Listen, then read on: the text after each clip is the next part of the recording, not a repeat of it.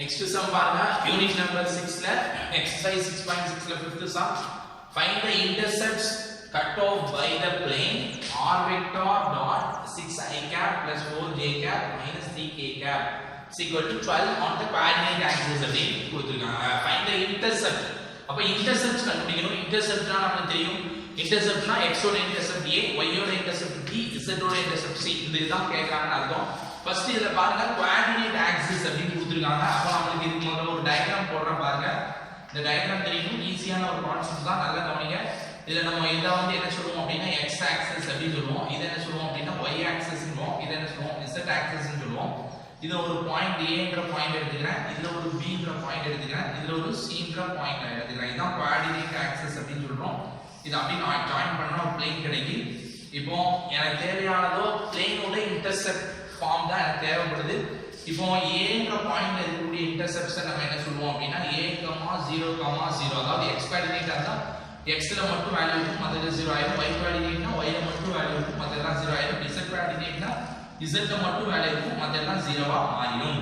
இப்போ பாத்தீங்கன்னா இப்போ நமக்கு கேட்டிருக்கக்கூடிய வேல்யூ a b c அப்படிங்கற இன்டர்செப்ட்ஸ் மட்டும் தான்.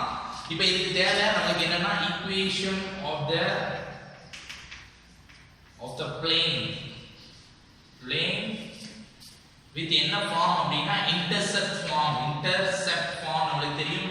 ஆல்ரெடி நம்ம படிச்சிருக்கோம். x 10 கூட படிச்சிருக்கோம். x by a plus y by b equal to 1 அதுல 2 இன்டர்செப்ட் கொடுத்திருப்பாங்க. இங்க நமக்கு x by a plus y by b plus z by c is equal to 1 அப்படிங்கறத நம்ம கண்டுபிடிக்கணும்.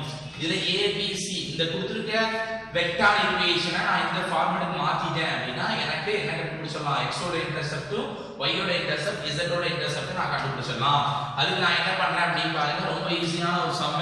முதல்ல கொடுத்திருக்கக்கூடிய क्वेश्चन நான் எழுதிக்கிறேன். given that கொடுத்திருக்கக்கூடிய வெக்டார் ஈக்குவேஷனை நான் எழுதிக்கிறேன். r vector dot 6 I cap plus 4 j cap minus 3 k cap is equal to 12 அப்படிங்கறத எழுதிட்டேன். எழுதிட்டு r vector நமக்கு என்ன தெரியும், r vector நம்ம x I cap plus y j cap plus z k cap அப்படின்னு சொல்லுவோம். இது முன்னாலே உங்களுக்கு தெரியும்.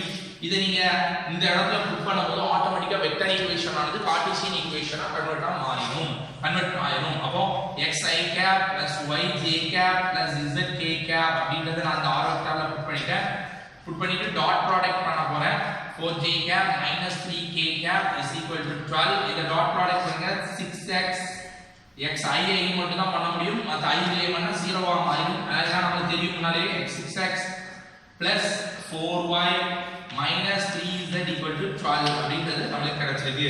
இப்போ பாத்தீங்கன்னா இத நான் இந்த ஃபார்மேட்டுக்கு மாத்துறதா இருந்தா 12 ல போட்டு டிவைட் பண்ணிட்டா எனக்கு என்ன கிடைச்சிரும், இந்த ஃபார்மேட்டுக்கு மாறும்.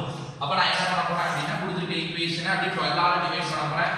6x plus 4y minus 3z equal to 12 அப்படிங்கறத divided by 12 on both sides. ரெண்டு பக்கம் நான் என்ன பண்ண போறேன், 12 ஆல டிவைட் பண்றேன்.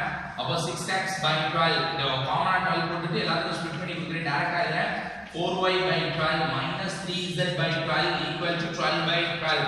கேன்சல் இத கேன்சல் பண்ணீங்கன்னா 2 வரும். 2 6 are 12, 3 4s are 12. இதே ஆச்சுன்னா 4 3s are 12 அப்படி வரும். சோ இத வந்து x by 2 plus y by 3 plus z by minus 4. இந்த மைனஸ் நீங்க கரெக்ட்டா கொண்டு வரணும் கீழ equal to 1. இப்போ நீங்க கம்பேர் பண்ணுங்க x by a plus y by b plus z by c is equal to 1. இதுல இருந்து நம்ம என்ன சொல்லிடலாம் அப்படினா a b c ஓட வேல்யூ சொல்லிடலாம். a ஓட வேல்யூ என்னன்னு பாருங்க 2 and b ஓட வேல்யூ என்னன்னு பாருங்க 3 and c ஓட வேல்யூ பாருங்க -4. அப்போ இதுதான் x ஓட intercepts. therefore x intercepts a is equal to 2 and y intercept b is equal to 3 and z intercept c is equal to -4 அப்படிங்கற ஆன்சர்